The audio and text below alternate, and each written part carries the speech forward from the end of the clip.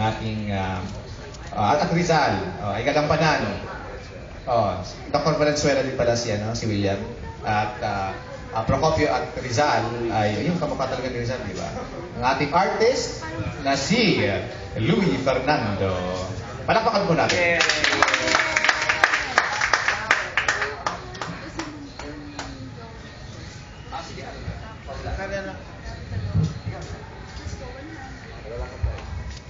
Pahulaan daw namin yung amin. Okay. Parang charade. Charade. Although kulang lang tauhan, no? Kasi dapat may mga tauhan sa sarado. Imagine niyo na lang, may tauhan, may sundalo na yan. Kung ano nag-senate, sa kasaysayan. Pati yung date pa, gusto mo? Date. Kaya. Pasensya na kayo, agree-recuperate pa na ako sa laryngitis, kaya hindi ko ma-follow.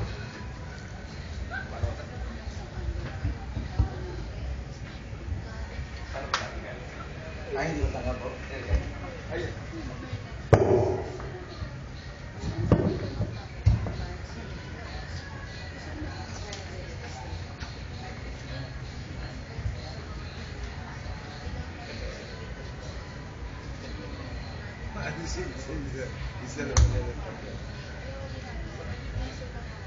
Son,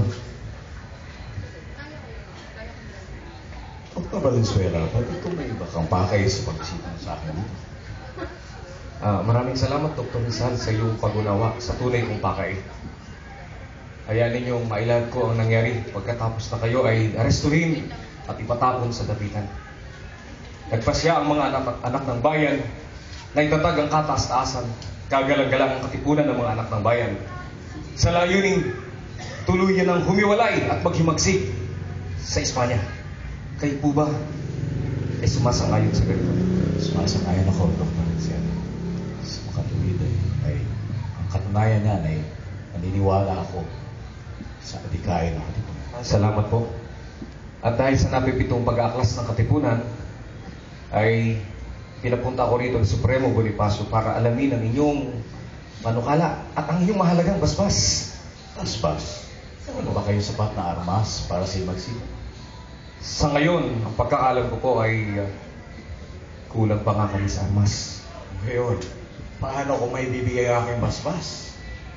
Di ba mga bigong pag-aaklas ay ang kinaingat ng lamang niyan ay tiyak na kamatayan sa mga inosenteng mamamayan. Ang masasabi ko lang naman may papayo ko ay huwag muna kayo gumawa ng anumang dahas. Pero, senyor, ang mga tao ay lubha ng balisa, saklot ng takot at pangamba. Para sa inyong kaalaman, araw-araw, parami ng parami sa mga kababayan natin ang kanilang inaaresto. Labis-labis na ang pangapi sa bayan. Ang mga kababayan natin ay kanilang hinuhuli, pinasaktan, binubugbog at pinapatay. Batid ko mga yan at labis ang nalulungkot sa mga pangyayari yan sa ating mga kababayan. Ngunit kung hindi na talaga mapipigilan ang pagsiklab ng himagsikan, ay kulang pa kayo sa mga armas.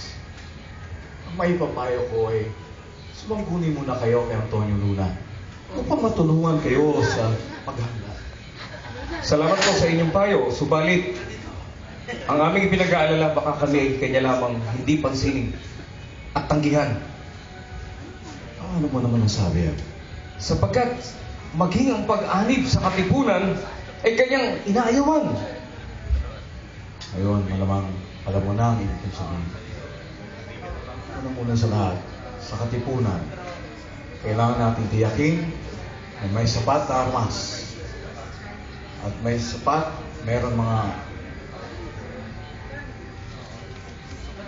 tayong mga pinuno, may tataguyod, na may sapat na kaalaman para sa paghimagsik.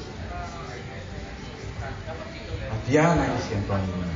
Si Antonio Luna, Dr. Rizal, ay hindi sumasang-ayon sapagkat hindi siya naniniwala sa katipunan ng mga anak ng bayan.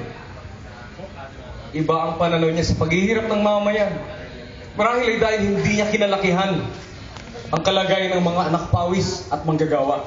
Kaya iba, hindi wala sa kanyang gunam-gunam ang ganong uri ng mga pagdurusa. Durusa.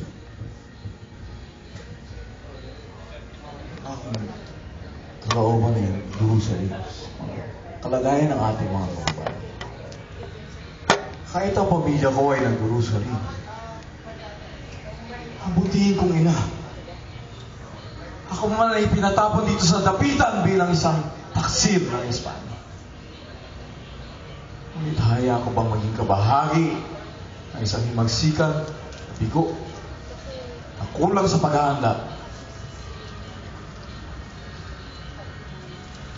Nahal ko ang aking bayan, hindi pa sa aking sarili.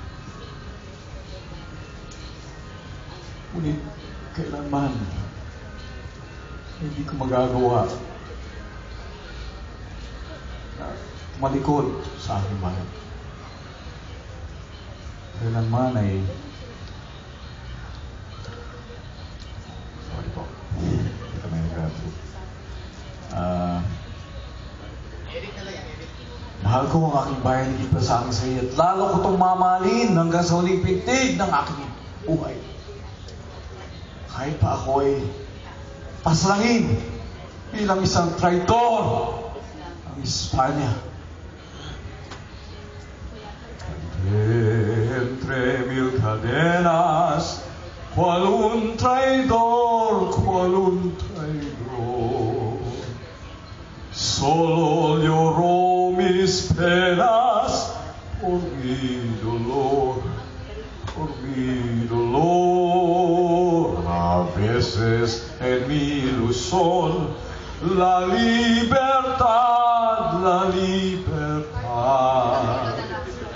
solo ves en la prisión la realidad,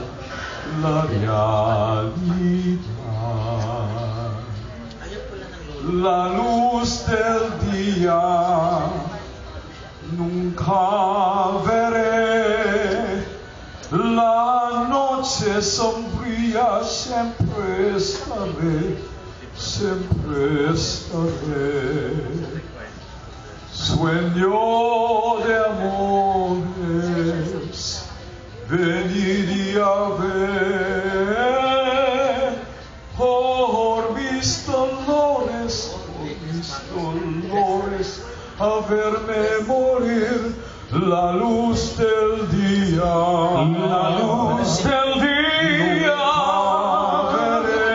nunca veré, la noche sombría siempre estaré,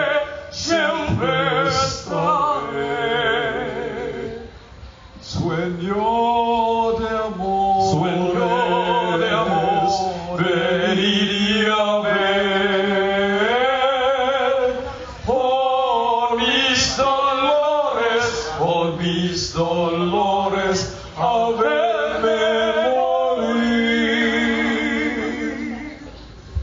Sorry po, yung Spanish song na po yun. Nasabi na la luz del día, the light of day or the light of dawn I may never see. Kasi nga, papatayin na siya, di ba? Kuya, salamat. La noche